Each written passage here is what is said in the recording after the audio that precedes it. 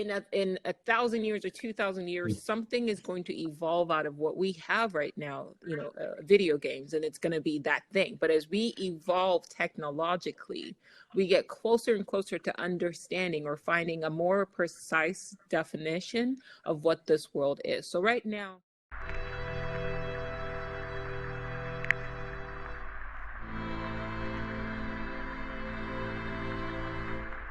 throw your headphones on.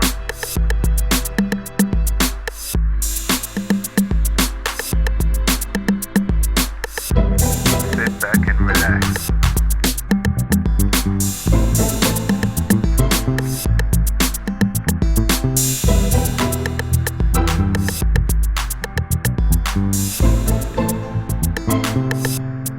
Let's take reality for a ride.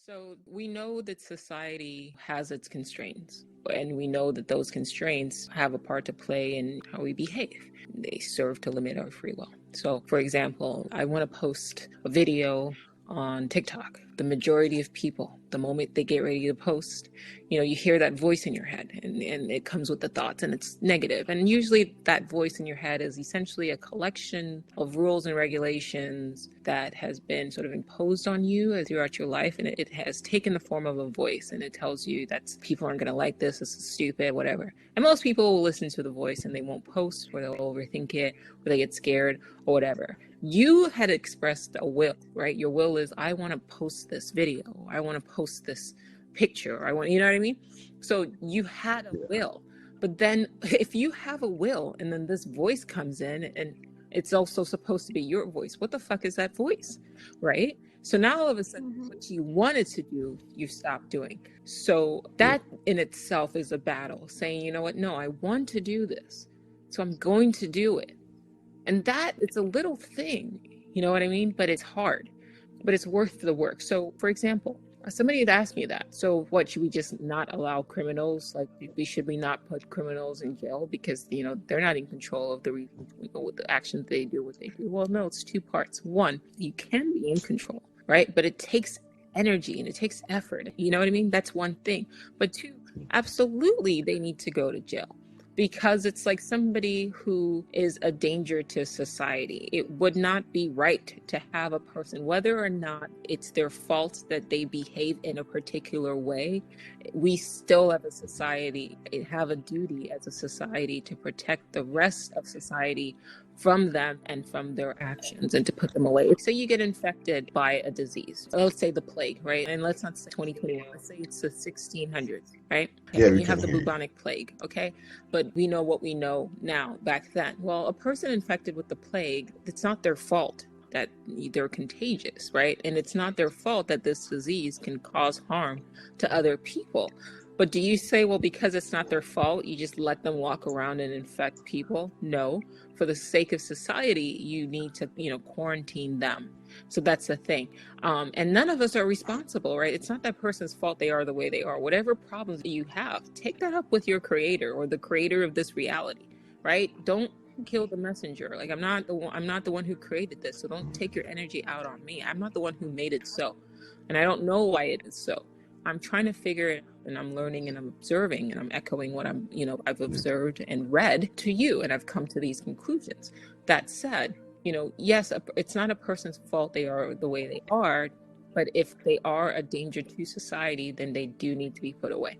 And if these sort of ideas are taught to people and say, listen, you have a default setting that you can overcome or overrule with work, how does that hurt humanity? Good thought. That's deep. I don't think I'm going to sleep tonight after this discussion. Honestly, right now, I have no idea what the term free will means now. Like, now I've just lost it. Like, because it seems to us like we have an intuitive gut sense of what free will is, but it always breaks down in front of us when we are asked to give it a hard definition. You walk in a room and there are twins, right? and you look at those twins and someone tells you one of these twins do not have free will, I want to ask, how on earth are you going to look at those two twins, right? Those two people, and determine which one has free will and which one doesn't? Because you see them, they are all the same, they are all moving and functioning the same, but the only distinction is one has free will and the other doesn't. For this experiment, you need something like a free willometer 3000 to measure the quantity of free will one has and the quantity of free will the other one doesn't have. That's fine. We'll provide you that data. But you cannot use immaterial stuff like maybe the one with the soul has the free will. But then if you want to consider that, it will take us back to the beginning of the experiment again, which is which of them has free will and which one doesn't. Because a soul is immeasurable quantity. We want to use something tangible. So my question is, what set of empirical data would one need to objectively measure a thing that has free will and a thing that doesn't? Someone would say maybe computers do not have free will. And I'm like, if computers or robots, which are just a combination of silicon transistors, right? They don't have free will. Then what's a human mind, which is just sophisticated neurons with connections? You want to know who has the free will. There are two people. They are both alive. And to be alive is to be conscious, like basically, if I'm to put it that way. We can't say the one with the soul has the free will, because that will lead us back to the experiment, because the soul is also intangible. You want something tangible. If you want to approach it from that perspective. And I'm saying someone would say a robot does not have free will. And if you ask why it doesn't have free will, they'll tell you because a robot is just a collection of silicon transistors, blah, blah, blah, with software and some coding and whatever. And I'm like, human beings are also just sophisticated network of neurons. So if a robot, which is that, cannot have free will, then what makes us human beings think we can have free will? That is the question. Because one, free will is immaterial, so it therefore cannot be empirically measured. And something that cannot be measured doesn't exist. So therefore, I'm just concluding that free will is meaningless. That is what I think. I like that free will is conclusion, because then it takes all the kind of fuss around it. You're not fine. Exactly. Like, it's like I felt on Saturday, when I just sat back and I'm like, okay, cool. Like, great. Like, okay. Like, I'm not, you mean I don't have to like constantly be controlling everything? Not that I was in control. I just thought that I was, but that was an illusion. And a lot of the time I caused myself unnecessary stress, unnecessary anxiety, you know what I mean? So just pausing and going, okay, if I desire something, maybe I'm not the originator of that desire. Of that desire. Exactly. You're just like a channel through it that action is happening. So I just think free will is a word with no tangible reference at all. People just assume, because there's an intuitive gut feeling. I mean, I feel it. I'm not wrong to say I have it because I feel it. I feel it all right? It's a gut feeling. It's like, hey, look at me. Like, I'm jumping. I'm saying, I'm doing this, I'm doing that. Am I not in control? Like, this is me. Look at you looking at me right now. So it becomes something very, very challenging. And the fact that this is not a tricky concept, right? It's a very easy concept. But the only thing is the ego won't allow you to believe it so easy, because your ego will just keep getting, yourself will keep getting in the way of the thinking. Like, you'll be like, no, it's not, I'm right here. How are you going to deny me? But if you meditate, right? If you are conscious, if you reach a bliss, your higher self will put your ego aside at all, then you see how clear the path is. You're like, no, this is not me. I'm not just confined to my body and my mind. I'm beyond that. I'm an entity. I'm great. Like, something like, you see that events around you, you are not controlling them. You just move with it, because you are the universe. God damn it. Like, that is you. Okay, there's no separate events. There are no such things as separate events. Let's say the Big Bang happened. One misconception they always say is the Big Bang happened. Then you take paints and you just throw the paints on the wall. Then in the middle part, the paints will be dense, but at the edge of it, you see these little lines, and we are those little lines at the edge of it. But what we are not realizing is we are the Big Bang itself. If there was a Big Bang, we are the Big Bang itself. So if we are not separate from the universe, we are the universe. If the universe isn't having free will, we don't have it too. That's like the back and front of the whole situation. So I just want us to wrap up with this. We've been having the back and forth, and I'm just saying it's meaningless. The concept of free will is like meaningless to me. So I'd like to hear your conclusion, then I think we wrap up from there. Well, The only point I would like to refute that you said earlier about because you cannot empirically test it yet and it's not measurable, so it doesn't exist. If I'm not misquoting you, this is the line of thought you had. I think following this line of thought, it would not fall maybe in the realm of science, because it is generally considered that something needs to be able to be empirically tested for it to be considered science. And there are still limitations to what science can and cannot do. So I do not necessarily agree that just because you cannot measure it and it's abstract, that it does not exist. We may not be far enough into quote unquote time to have the necessary tools to understand some things. Right. So we just have to be patient and live in question. And the difference between, I think, a robot who, like you said, described, and the humans, and why we have free will apparently, or we do not have free will, or the limited capacity of free will we have, is because even at a neurological level, neurons can be excitatory or inhibitory. So the fact that you can inhibit leaves a little bit of scope for free will to seep in.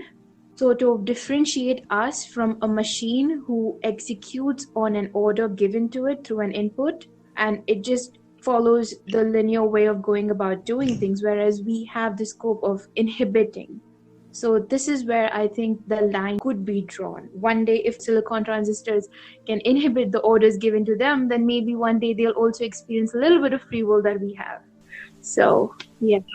I'm not going to sleep. That's the conclusion. You think 3 a.m. here, and I'm not going to sleep after this conversation. That's my conclusion.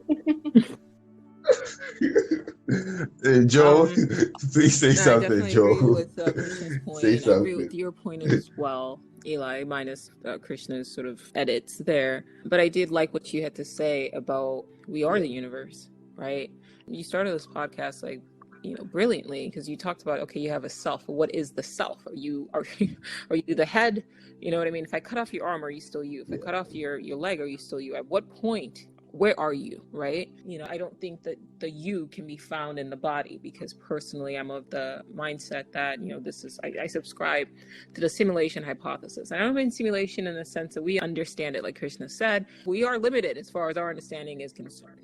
But by saying simulation, it's using the same terminology that, say, the ancient Hindus used when they said, this is Leela or a game, right? If they had access to a VR headset, they would say, okay, this is a simulation, right? So in 1,000 years or 2,000 years, something is going to evolve out of what we have right now, video games, and it's going to be that thing. But as we evolve technologically, we get closer and closer to understanding or finding a more precise definition of what this world is. So right now in 2021, I say simulation. Some people go, we're not in a video game, and I'm saying it's like when Shakespeare said all the world's a stage, right? Because that was his mindset. He was a writer. So when he said a stage and men and women are, merely actors, it made sense to him because that's what he had access to.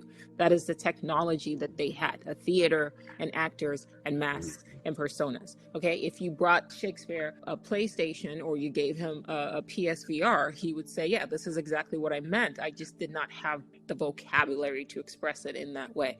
So we are in this point in life, I can say with my understanding that we are in some sort of technologically advanced simulation. That's all I can say, right? I also know that just because all of these things kind of fall into place doesn't remove who I am, right? For example, the reason why I love the simulation hypothesis is that if you go to play a video game, right, all of the things that happen to you in a video game, they're pre-programmed, built in the exact same way that my Saturday, right, that I described with the painting was pre-programmed and built in. But does it mean that you, the player holding the Xbox remote control, you don't exist because the character that you're playing, is sort of responding to all of these sort of prompts with the game? No, you are in another reality, right? And you are operating, there's a part of you that's operating through an avatar, through a character in another reality, and you're controlling that.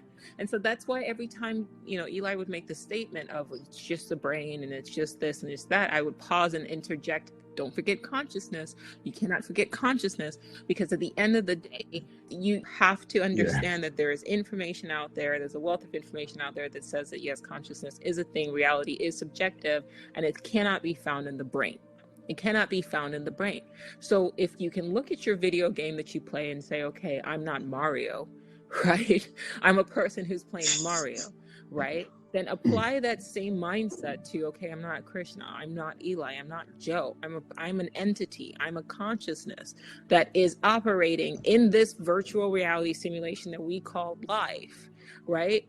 And to me, going, okay, let's see where this goes, right? Let's see what happens, right? It changes your approach where you're not trying to fight the game anymore. It's like you're watching a movie, right? The characters are already sort of built in, but they know that they're playing their role, right? And the stories are laid out, but the actor, Brad Pitt playing, that dude from Fight Club, he knows he's Brad Pitt playing some dude from Fight Club. Yeah. But we all set aside, okay, well, this is just a game. And we kind of get wrapped up into the story as we watch, right? But it's all pre-scripted, it's all filmed, right? And then we just enjoy the narrative that kind of plays out. And can you improvise? This is awesome. Like, this is beautiful. Like, what I'm saying right now is coming out of my mouth. I'm loving it. But can you improvise? Can you move outside of the script a bit? Yes, you can. And that's what I call limited free will, right? But are you the director? No. Are you the writer? No. You have some limited motion, right? Where you have some movement, but the script is done, right? The plot is there. And can some changes be made? Yes. There are many stories out there, there are many movies out there where maybe they set out and they go, okay, this is where we want the story to go, but then as it kind of happens and the different characters, different actors interact with the script, the more nuanced, the more experienced actors can actually shape, and their imagination can actually change the plot of the story. This shit better be recording, because what I'm saying right here is like this is like I don't even know where this is coming from. Okay, I'm not even patting myself on the back. I'm saying like, this is deep, and I want to hear this piece over and over again. So a more nuanced, experienced actor can change the plot a little bit. You get what I mean? But that's when you have to be more experienced. You have to be more conscious. You have to be more aware. You have to be more confident, right? And you also have to know that is possible. Otherwise, you're just given the script and you're just reading your line, and then you're confined to the plot, to the story. Exactly. What you're saying really makes a lot of sense. I remember the first YouTube video I made, right, was based on this very same plot. It's called The Universe as a Big Act, and it's just speaking on how our home planet is like a big ass stage, and we are just actors playing our parts, and we think we are assuming the action, but what we don't know is we've memorized our scripts and we are like professionals and we are going about our work. We are doing it, and there are no cuts or like restart or anything. Like, we are just moving along, and we try to assume main characters most of the time because we are like, hey, this is me. Everyone feels like they are in the center because each of us is approaching the world in first person view, right? We feel like this is my video game, and I feel like I am the main character and you are all sub characters. I won't lie to you. That's how I feel. I feel like this is me. Like, I am in the middle of the universe, and I'm sure other people will feel the same because you're always watching yourself. You're the one who's actually doing the action. You can't experience what it is like to be in another person's body, at least not now. So you are confined in this body and you're controlling this body day in, day out. So you feel like, yeah, this is me, and the rest are just side characters. You don't know what happens with them. You know what happens with you. So it's like we are all playing our parts, and if we meet a character, it's like so perfect. We don't know we scripted it. It has been scripted, but we are just playing it perfectly, enjoying it. Or it's like a game where someone is moving us and we are moving suits, and we don't know who's up there. If it's a guy with his big white beard on the throne and he's like playing PS, and we might be PS 69 or something, the highest form of PS4, and he's like playing us, and he's like, yeah. So that's how it is. And I think we all, what humanity is trying to do is just make sense of the world. We think we are evolved enough to study other species, But what we should be doing more is study ourselves, study our mind, like know how our mind works, study why we are, like try to figure out why the hell we are here. What is this? Sometimes I just sit down and I feel awake all of a sudden. I'm like, yo, what am I doing here? And I look at my palms and I'm like, why am I moving and it's moving? Why is this? How would the state of non-existence feel like? Like I always try to explain, like in the end, we are just trying to make sense of this reality. So we bring out myths, we bring out words, just like someone says reality. There's no way I can grab reality and put it in my pocket and run away, can I? But we subject the word reality to something and we could hope that it means something and we can work with it. So we are all just trying to make sense of the world which we find ourselves. And I think it's a rather beautiful thing. And to involve yourself in this like study, I feel like it's something worthwhile. You know, people usually thinking about the nature of God, existence, thinking about the human mind. They are all trivial things. And bro, just live and die. But you die with the answers, all right. But at least you want to know how would it feel like to like live a life you didn't know about and die not knowing the truth and you're just dead and gone. And like, what did you do on this earth? You have to figure something out. So that is what I believe. And we are here just making sense of things, trying to make sense of things. Let me put it that way. No, none of us here hold any answers. We are not here to sell religion to someone. We are not here to sell our beliefs to someone. We are not here to sell any dogma to someone, to hoping that they go to the streets and preach this word like, hey, Joe just said this, Krishna just said this, hallelujah, like something like that. We're all just here trying to make sense of things. Yeah. So that's all I have to say. We are wrapping up. It's been 25 again and it's going to start acting up. So if you have any final thoughts before I cut out on me, I don't want to die twice. I said what I need to say. Thanks for having me on. It was a pleasure meeting you. Yeah, it was a pleasure. Yeah. Thank you so much for taking the time. Yes. Krishna? I said it was lovely speaking to the both of you. I really have a different perspective now, something I will meditate on. Wow. Unlike it's a shame I can't say the same. You guys, I'm gonna start meditating, and when I start, you see me floating in the air. I swear to God. You all just right. Wait, just watch me. I'm emerging the new Buddha. Just watch me. I'm coming in live. So hey, if you listen to this, thank you very much for tuning in, and yeah, we'll see you when we see you again. No, you will hear from us when you hear from us again. Thank you very much. Have a good day or night, or if you're in space, enjoy that place too. I'll be visiting there too. All right. So it's been fun.